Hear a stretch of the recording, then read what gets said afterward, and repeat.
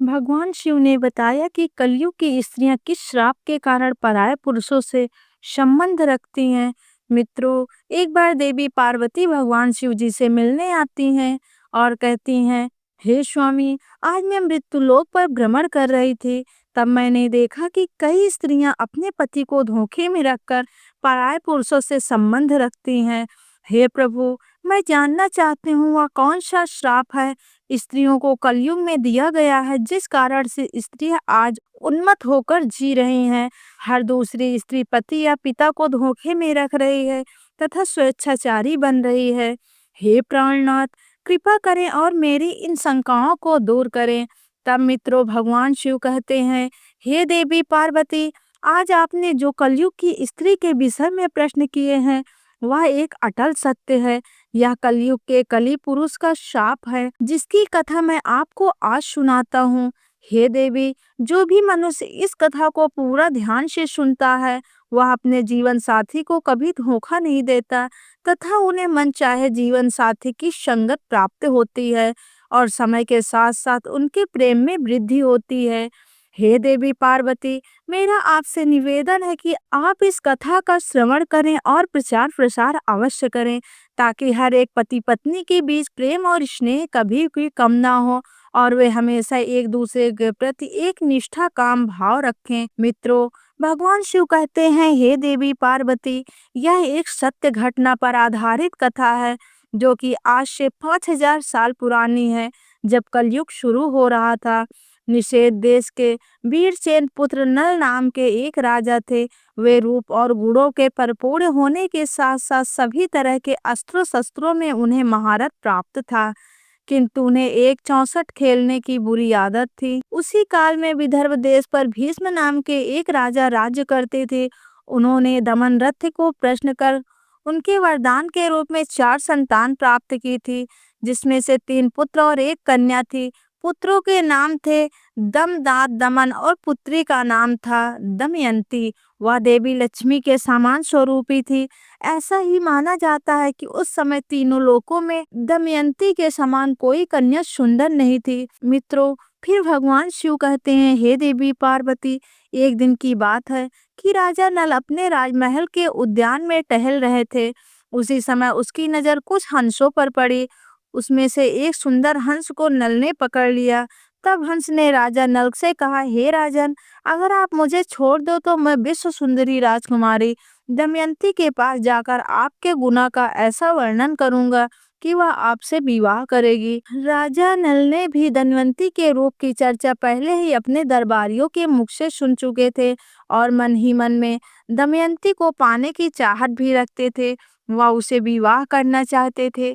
मित्रों, भगवान शिव कहते हैं, हे देवी पार्वती, हंस की बातें सुनकर राजा नल ने उसे छोड़ दिया। इसके बाद वे सभी हंस उड़कर राजकुमारी दमयंती के उद्यान में चले गए। वहीं दूसरी तरफ दमयंती हंसों को अपने महल में उद्यान में देखकर बहुत खुश हुई। वह हंसों को पकड़ने के लिए दौड़ने लगी। उसमें जिस हंसों को पकड़ा तभी वह हंस बोल उठा, रानी दमयंती, निषेध देश का एक नल नाम का राजा है। वह राजा बहुत ही सुंदर है। मनुष्य में उसके समान सुंदर कोई भी नहीं, मानो साक्षात कामदेव का ही स्वरूप है। यदि तुम उससे विवाह कर लो तो तुम्हारा जन्म और रूप दोनों ही सफल हो जाएगा। जैसे तुम स्त्रियों में सबसे रूपवती हो, ऐसे ही राजा नल पुरुष में सबसे सुंदर है। तुम दोनों की जोड़ी उत्तम रहेगी। हंसों की यह बात सुनकर दमयंती के मन में भी राजा नल से मिलने की लालसा जाग उठी। इसके बाद दमयंती ने कहा, प्रिय हंस, तुम राजा नल तक मेरा प्रेम संदेशा पहुंचा दो। मित्रों, भगवान शिव कहते हैं, हे देवी पार्वती, फिर हंस ने लौटकर राजा नल को दमयंती का संदेश भी दिया। इधर दमयंती दिन रात राजा नल का ही ध्यान करती रहती। वह उससे मिलने को व्याकुल हो रही थी, लेकिन उसे समझ में नहीं आ रहा था कि वह कैसे उससे मिलकर अपने दिल की बात करे।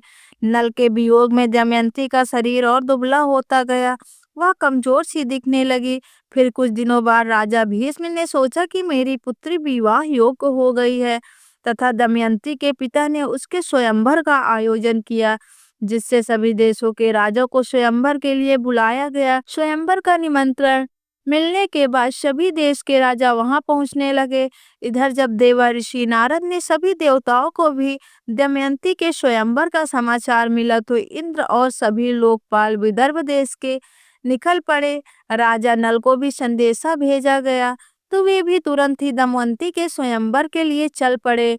मित्रों, भगवान शिव कहते हैं, हे देवी पार्वती, नल के रूप को देखकर इंद्र ने रास्ते में ही अपने विमान को खड़ा कर दिया। अपनी राह में राजा नल ने जब सभी देवताओं को देखा तो अपने रथ के नीचे उतरकर उन्हें सबको प्रणाम किया। फिर इंद्र ने राजा नल से कहा, वत्स राजन नल, आप बहुत रूपवान हैं और गुणवान हैं। कृपा करके आप हम लोगों के दूत बन जाइए। आप हमारे दूत बनकर दमयंती के पास जाएं और कहें कि इंद्र, करुण, अग्नि, कुबेर और यम देवता तुम्हारे पास आकर तुमसे विवाह करना चाहते हैं। इसमें से तुम जिसे चाहो उस देवता को अपना पति स्वीकार कर लो। मित्रों, यह सुनने के बाद नल ने दोनों हाथ जोड़ते हुए देवर्षि से कहा, प्रभु, मैं एक दूत बनकर वहां कैसे जा सकता हूँ, जबकि मेरा और आप दोनों का वहां जाने का एक ही उद्देश्य है। इसलिए मैं आपका दूत बनकर वहां नहीं जा सकता। आप लोग कृपया इस विषय में मुझे क्षमा कीजिए। तब देवताओं ने कहा, नल, तुम देवताओं का कहा टाल रहे हो, फिर सोच लो। इंद्र की ऐसी कठोर वाणी सुनकर राजा नल देवताओं के दूत बनने को तैयार हो गए और उन्होंने इंद्र की आज्ञा से राजमहल में प्रवेश किया। तब दमयंती ने उसकी सहेलियां भी नल के रूप को देखकर मोहित हो गई और शर्म के मारे कुछ न बोल पा रही थी। तब नल ने कहा, मैं यहाँ देवताओं का दूत बनकर आया हूँ। हे दमयंती, स्वर्ग के देवता तुम्हारे साथ विवाह करना चाहते हैं। तुम किसी भी एक देवता को चुन लो और विवाह कर लो। यही संदेश लेकर मैं तुम्हारे पास आया हूँ। ताओं के प्रभाव से मैंने तुम्हारे महल में प्रवेश किया था, इसीलिए मुझे कोई देख नहीं पाया। मैंने तुमसे देवता का संदेश कह दिया। अब तुम्हारी जो इच्छा हो वो करो। तब मित्रों, भगवान शिव कहते हैं, हे देवी पार्वती, दमयंती ने बड़ी ही श्रद्धा के साथ देवताओं को प्रणाम किया और मंद मुस्कान से साथ कहा, स्वामी, मैं तो आपको ही अपना सर्वस्व मानकर खुद को आपके चरणों में सौंपना चाहती हूँ। जिन दिन से मैंने हंसों की बात सुनी है, तब से मैं आपके लिए व्याकुल हूँ। आपके लिए ही मैंने राजाओं की भीड़ इकट्ठा की है। यदि आप मुझ दासी की प्रार्थना अब स्वीकार कर देंगे तो मैं जहर खाकर मर जाऊंगी। दमयंती के मुख से ऐसी बातें सुनकर राजा नल ने कहा, देवी, जब बड़े बड़े लोकपाल देवता आपसे विवाह करना चाहते हैं तो फिर आप मुझ मनुष्य से क्यों वर्ण करना चाहती हो? मैं तो इस देवताओं के चरणों की धूल के बराबर भी नहीं हूँ। आप उन्हीं में से किसी एक से विवाह कर लीजिए। देवताओं का अप्रिय करने पर इंसान की मृत्यु हो सकती है। अतः आप मेरी रक्षा करें और उसका वर्ण कर लें। नल की यह बात सुनकर दमयंती घबरा गई। उसकी आंखों से आंसू छलकने लगे और वह मंद स्वर में बोली, मैं आपको वचन देती हूँ कि मैं आपको ही पति के रूप में वर्ण करूंगी। तब राजा नल ने कहा, परंतु इस समय मैं यहाँ देवताओं का दूत बनकर आया हूँ। अगर इस समय मैं अपने स्वार्थ की बात करने लगूं तो यह बात सही नहीं होगी। मैं तुमसे विवाह कर सकता हूँ, लेकिन जब वो धर्म के विरुद्ध न हो तब। राजकुमारी बोली, इसके लिए मेरे पास एक उपाय है। उससे मनुष्य काम करने पर आपको दोष भी नहीं लगेगा और हमारा विवाह संपन्न हो जाएगा। उपाय यह है कि आप सभी लोगों के साथ स्वयंवर मंडप में आए और मैं आपको ही वरमाला डाल दूंगी। मित्रों, भगवान शिव कहते हैं, हे देवी पार्वती, राजा नल वापस देवताओं के समक्ष पहुंच गए और देवताओं के पूछने पर उन्होंने बताया कि वे रानी के पास तो दूत बनकर गया था, लेकिन वह और उनकी सखियां सभी मुझ पर मोहित हो गई और आप लोगों के प्रस्ताव को उनके सामने रखने के बाद भी वे मुझे ही वरण करने पर तुली हैं। कुछ समय बाद स्वयंवर की घड़ी आ गई। राजा भस्मक ने सभी को स्वयंवर सभा में बुलाया। सभी राजा अपने अपने स्थान पर आकर बैठ गए। तभी दमयंती भी आ गई। सभी राजाओं का परिचय दिया जाने लगा। वह उन्हें देख आगे बढ़ने लगी। तभी इसी कतार में दमयंती ने एक ही स्थान पर नल के स्थान को बहु दिखने तथा वैसे ही वेशभूषा वाले 5 राजकुमार खड़े दिखाई दिए। तब वह हैरान हो गई और मन ही मन में विचार करने लगी, इन 5 में राजा नल कैसे पहचानूं? तभी वह समझ गई कि यह देवताओं की माया है और अंत में दमयंती ने निश्चय किया इस समस्या से बाहर निकलने के लिए वह देवताओं से ही सहायता मांगने लगी और अपने हाथ जोड़कर देवताओं की स्तुति करने लगी और कहने लगी, हे देवताओं, हंस के मुख से नल का वर्णन सुनकर मैंने उन्हें पति के रूप में वर्ण कर लिया था और उसी को पाने के लिए मैंने यह स्तुति शुरू की है। कृपा करें, आप लोग अपने साक्षात रूप में प्रकट हो जाएं, जिससे मैं राजा नल को पहचान कर सकूं। देवताओं ने प्रसन्न होकर उसे ऐसी शक्ति दी जिससे वह देवता और मनुष्य में अंतर कर सके। तत्पश्चात वह राजा नल के गले में माला डालकर उसका वध कर लिया। मित्रों, भगवान शिव कहते हैं, हे देवी पार्वती, स्वयंवर पूरा होने के बाद देवता वापस स्वर्ग की ओर जा रहे थे। उस समय उसकी मार्ग में कलयुग और द्वापर से भेंट हो जाती है। तब इंद्र ने पूछा, कलयुग कहाँ जा रहे हो? तब कलयुग ने कहा, मैं दमयंती के स्वयंवर में उससे विवाह करने के लिए जा रहा हूँ। फिर इंद्र ने बताया कि अरे, स्वयंवर तो कब का पूरा हो गया। दमयंती ने नल का वर्णन कर लिया है, हम लोग बस देखते ही रह गए। यह सुनकर कलयुग बोला, यह तो अनर्थ हो गया। उसने देवताओं का घोर अपमान किया है, इसीलिए उसे इस अपराध का दंड अवश्य मिलना चाहिए। सभी देवताओं ने कहा, दमयंती ने हमारी आज्ञा प्राप्त करके ही नल का वर्णन किया है। हे कली, वास्तव में नल सर्वगुण संपन्न और उसके योग्य है। वे बड़े से बड़े ज्ञाता भी हैं, इसीलिए उसको श्राप देना पुण्यवान ब्राह्मण को नरक में गिराने के समान है, जो कि एक महापाप है। मित्रों, भगवान शिव कहते हैं, हे देवी पार्वती, ऐसा कहकर देवताएं आगे बढ़ गए, लेकिन कलयुग और द्वापर इसी विषय पर बात करते रहे। कलयुग ने द्वापर से कहा, मैं आपका क्रोध शांत नहीं कर सकता, इसलिए मैं नल के शरीर का निवास करूंगा और उसे मैं राजविहीन कर दूंगा। उसी स्थिति में वह दमयंती के पास नहीं रह सकेगा। उसे 64 का बड़ा शौक था, इसीलिए तुम ही 64 के पासों में प्रवेश करके मेरी सहायता करना। और द्वापर ने भी उसकी बात मान ली। इसके बाद द्वापर और कलयुग दोनों ही नल की राजधानी गए, लेकिन कली को नल के शरीर में प्रवेश करने का कोई मार्ग नहीं मिल रहा था। वह सिर्फ एक अवसर चाहता था नल के शरीर में प्रवेश करने का। इसी प्रकार समय बीतता गया, लेकिन कलयुग कुछ न कर पाया। फिर 12 वर्ष पश्चात एक दिन राजा नल संध्या के समय लघुशंका में निवृत्त होकर बिना हाथ पैर धोए भोजन करने को बैठ गए। या अपवित्र अवस्था देखकर कलयुग उसके शरीर में प्रवेश कर गया। वही कलयुग दूसरा रूप धारण कर उसके भाई, जो अलग रहकर अपना राज्य चलाते थे, पुष्पक के साथ गया और उनसे कहा, तुम नल के साथ 64 खेलो, मैं वचन देता हूँ, मैं निश्चित रूप से तुम्हें राज्य जिताने में तुम्हारी मदद करूंगा। पुष्कर ने कलयुग की बात मान ली और नल के पास शीघ्र ही चला गया। जब पुष्कर ने राजा नल को जुआ खेलने के लिए ललकारा, तो राजा नल दमयंती के सामने उसकी ललकार सह न सके। मित्रों, भगवान शिव कहते हैं, हे देवी पार्वती, राजा नल ने चौक खेलने का निश्चय किया। फिर खेल प्रारंभ हुआ। उस समय नल के शरीर में कलयुग प्रवेश कर चुका था और पासों में तवा पर था, इसलिए नल को कुछ भी जुए में लगाने पर हार जाते। प्रजा और मंत्रियों ने राजा को रोकना चाहा, लेकिन वे सब कुछ हारने तक नहीं रुके। जब मंत्रियों ने रानी तक राजा को ये रोकने का संदेश पहुंचाया, तब धनवंती ने राजा रन से कहा, स्वामी, आपकी सारी प्रजा आपके दुख के कारण अचेत हुई जा रही है। इतना कहकर दमयंती भी रोने लगी, लेकिन राजा नल कलयुग के वश में होने के कारण उसकी एक भी नहीं सुन रहा था और जुआ खेलते रहे। द्वापर का पाशुओं पर नियंत्रण था, इसीलिए राजा नल को भी पास से फेंकते थे। उनके प्रतिकूल भी पड़ने पर दमयंती ने यह सब देखा तो राजा नल के सारथी को बुलाकर बच्चों को रथ में बिठाकर कुंडी नगर को भेज दिया। इसके बाद पुष्कर ने राजा नल के सारा धन 64 में जीत लिया और बोला, क्या तुम्हारे पास दांव पर लगाने के लिए कुछ और है? अगर तुम दमयंती को दांव पर लगाने के लायक समझो तो उसे भी लगा सकते हो, बदले में मैं सब कुछ वापस लौटा दूंगा। लेकिन राजा नल ने दमयंती को दांव पर नहीं लगाया। मित्रों, 64 में सब कुछ हारने के बाद राजा नल और दमयंती जंगल जंगल भटकने लगे, तो उन्हें भोजन तक नसीब नहीं होता। एक दिन राजा नल ने देखा कि कई पक्षी उसके पास आकर बैठ गए। उन पक्षियों के पंख सोने के समान चमक रहे थे। नल ने सोचा कि अगर मैं इन पक्षियों के पंख प्राप्त कर लूं जिससे कुछ धन मिल सकता है। ऐसा सोचकर उन्हें पकड़ने के लिए नल ने उन पर अपने पहने हुए वस्त्र डाल दिए, लेकिन पक्षी उनके वस्त्र भी लेकर उड़ गया। असल में वे पक्षी नहीं थे, राजा के पास जो राजसी वस्त्र थे वे कलयुग पक्षी बनकर उसे भी छीनने को आया था। नल अब नंगे होकर बड़ी ही घिन्नता के साथ ऊपर देखता हुआ रह गया और मायूस होकर वह दंपत्ति के पास पहुंचा और उसे सामने के मार्ग दिखाने लगा।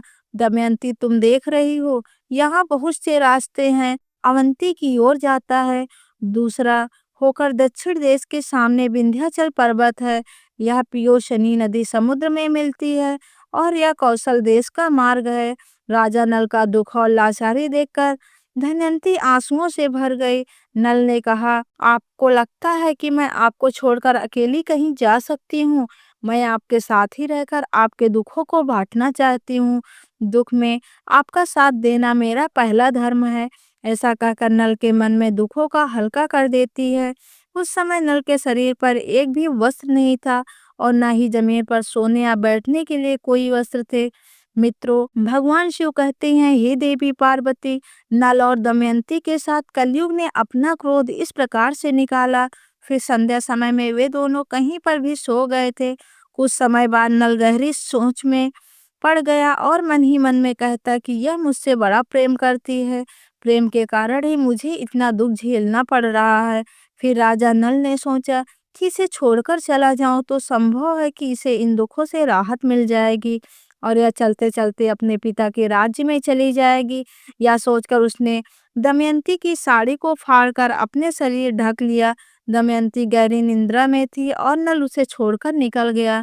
दरअसल शरीर में कलयुग का प्रवेश होने के कारण राजा नल की बुद्धि भ्रष्ट हो गई थी, इसीलिए वे अपनी पत्नी को वन में अकेला छोड़कर वहां से चले गए। जब दमयंती की नींद टूटी तब उसने देखा कि राजा नल वहां नहीं है। यह देखकर वह चौंक गई और राजा नल को पुकारने लगी। जब दमयंती ने राजा नल बहुत देर तक दिखाई नहीं पड़े तो वह जोर जोर से रोने लगी और भटकती हुई जंगल के बीच पहुंच गई। वहां एक बड़े से अजगर ने दमयंती पर हमला कर दिया और दमयंती चिल्लाने लगी। तब उसने स्वर एक व्याध के कान में पड़े, वह उधर ही घूम रहा था।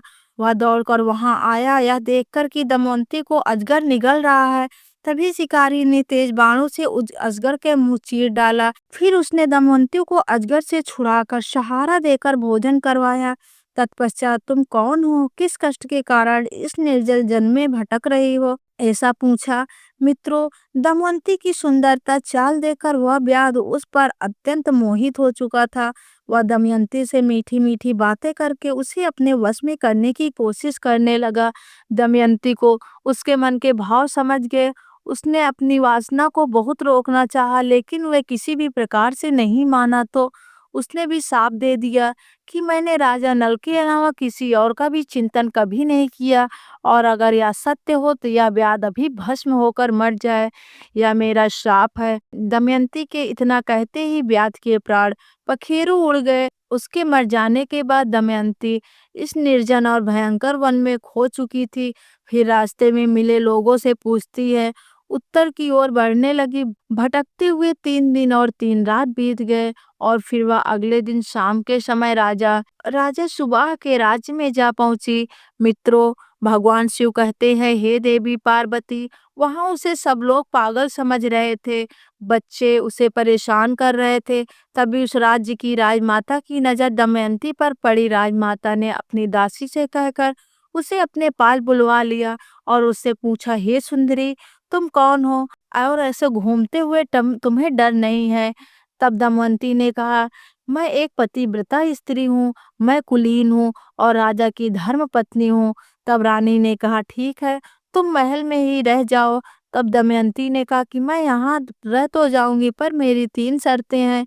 मैं जूठा नहीं खाऊंगी, कभी भी पैर नहीं धोऊंगी, शर्तें मंजूर हैं। मित्रों, भगवान शिव कहते हैं, देवी पार्वती। वहीं दूसरी तरफ राजा नल जंगल में भटक रहा था तो उसी सदर जंगल में आग लगी थी। तभी नल को किसी के चिल्लाने की आवाज आ रही थी। वह उस समय दौड़ पड़ा और वहां पहुंचकर उन्होंने देखा कि नागराज कुंडली मारकर बैठे हुए थे। उसने नल से कहा, राजन, मैं ककक टोकक नाम का सर्प हूँ।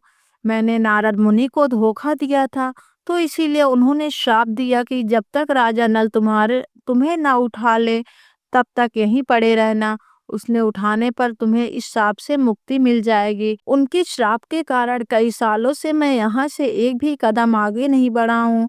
राजन, तुम मेरी रक्षा करो, फिर मैं तुम्हें तुम्हारे हित की बात बताऊंगा और तुम्हारा मित्र बन जाऊंगा।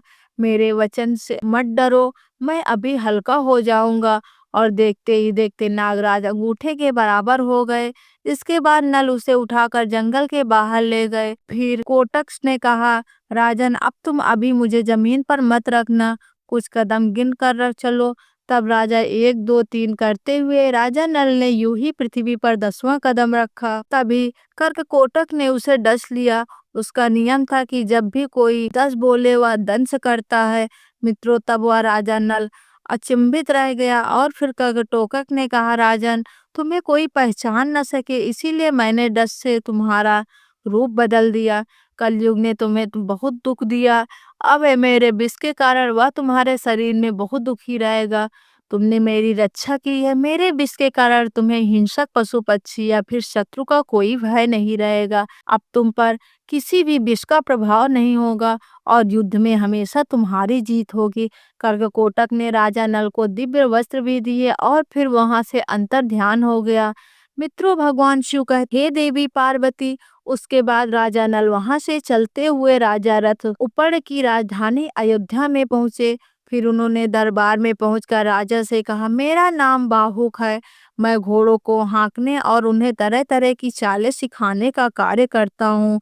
घर विद्या में मेरे जैसा निपुण इस समय पृथ्वी पर कोई नहीं। बाहुक की बातें सुनकर उसे राजा अपने पास रख लेता है। उन दोनों की अच्छी मित्रता बन जाती है। राजा नल रतुपड़ को घर विद्या सिखाते हैं और रतुपड़ नल को 64 का खेल सिखाते हैं।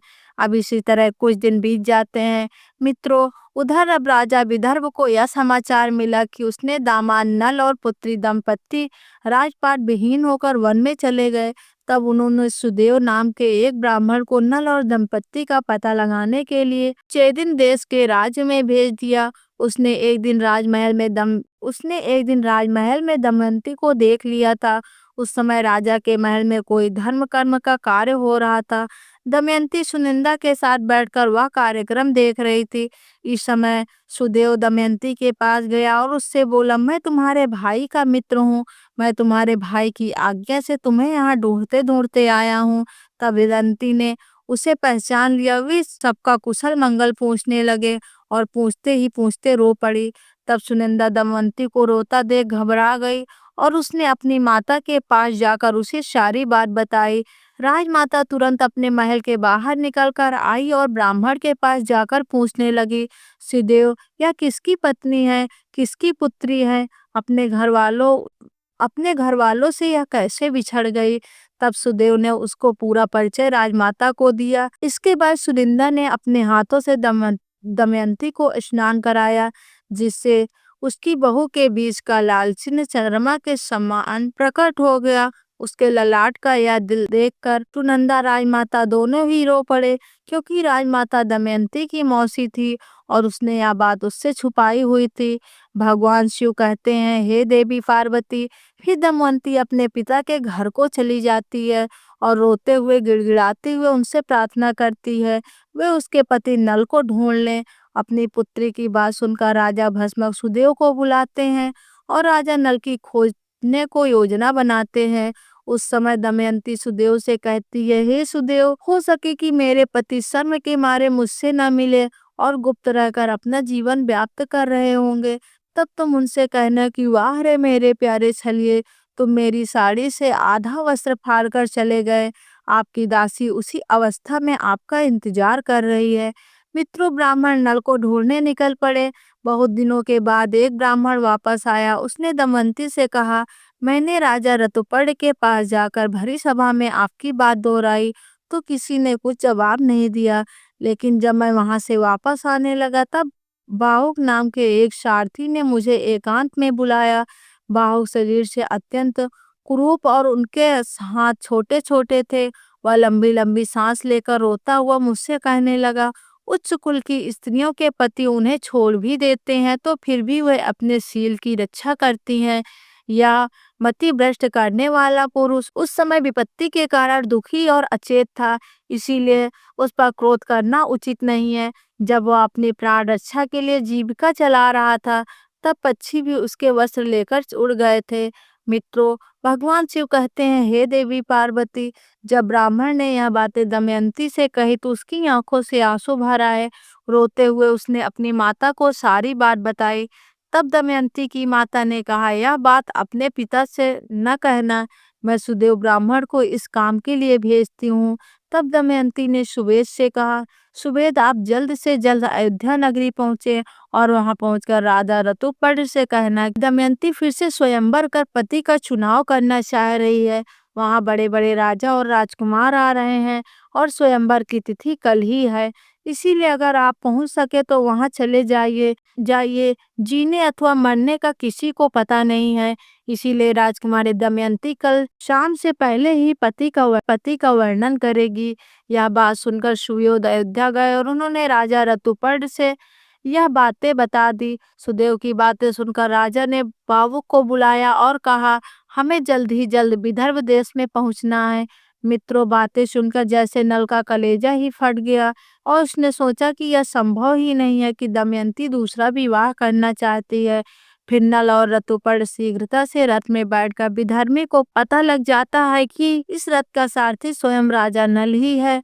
वह उसके खिड़की से बाहर झांक कर देखा तो वह कुरूप व्यक्ति घोड़े की सेवा कर रहा था।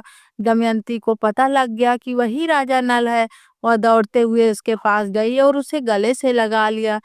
तभी भावुक ने कर टोटक नाम के वस्त्र पहने हुए थे उसे उतार दिया और पत्नी के सच्चे प्रेम के कारण कलयुग का असर समाप्त हो गया, जिस कारण से वह राजा नल के शरीर से बाहर आता है और दमयंती के पति के प्रति प्रेम भाव देकर उससे अत्यधिक घृणा हो जाती है। वही राजा नल भी अपने पूर्ण रूप में वापस आ जाता है। मित्रों, भगवान शिव कहते हैं, देवी पार्वती, किंतु अभी भी द्वापर युग का काल थोड़ा शेष था, जिस कारण से कली नल और दमयंती को अपनी वशीभूत नहीं कर पाया। उसने क्रोध होकर दमयंती को शाप दिया, हे दमयंती, आज तो तुम मेरे वशीभूत नहीं हो पाई, अपुत मैं कलयुग की नारियों को यह शाप देता हूँ। मित्रों, भगवान शिव कहते हैं, देवी पार्वती, अब मैं आपके सारे प्रश्नों के उत्तर देता हूँ जो कलयुग की स्त्रियों को दिए थे। हे गौरी, कलयुग कहता है, यह स्त्रियां आलसी बन जाएंगी, देर से उठेंगी, पति के साथ ही भोजन करेंगी, वे अपने पति से कभी भी संतुष्ट नहीं रहेंगी और गुण अधिक धन की लालची बन जाएंगी। अतः कलयुग में स्त्रियों को राज हो जाएगा। हर घर की पुत्र वधू काम के लिए घर से बाहर जाएगी, धन की प्राप्ति होने सर्वचारणी बन जाएगी, उन्हें पति से ज्यादा पराये पुरुष अधिक पसंद होंगे, वे सही समय पर विवाह नहीं करेंगी तथा स्त्री को जो मां बनने का वरदान मिला है उसका भी अपमान करेंगी और स्वयं बच्चों को जन्म देना नहीं चाहेंगी। हे पार्वती, कलयुग की स्त्री कम वस्त्र परिधान करेंगी, उनका प्रेम भी झूठा होगा, बाल कटवाएंगी, ठीक से बच्चों और परिवार की परवरिश नहीं करेंगी तथा अपने घर के वृद्ध लोगों के घर से बाहर निकाल देंगी। गौरी कुंवारी कन्या को भी स्वयं देवी का स्वरूप है, वह भी विवाह के पहले गर्भवती हो जाएंगी, उनका पूजा पाठ में मन नहीं लगेगा, केवल दिखावे के लिए ही ईश्वर की पूजा करेंगी। किंतु जो लोग धर्म का पालन करते हुए ईश्वर का नाम स्मरण करते हैं उन्हें मुक्ति मिल जाएगी। जो स्त्री पति और ईश्वर सेवा सच्चे मन से करती है वह देवी समान पूजनीय रहेगी, उन पर मेरा आशीर्वाद सदा बना रहेगा। अगर यह कथा आपको अच्छी लगी हो तो कमेंट जरूर करें, वीडियो को लाइक करें, अपने परिवार के साथ शेयर करें और कमेंट बॉक्स में हर हर महादेव जरूर लिखें। वीडियो को अंत तक देखने के लिए आप सभी का धन्यवाद।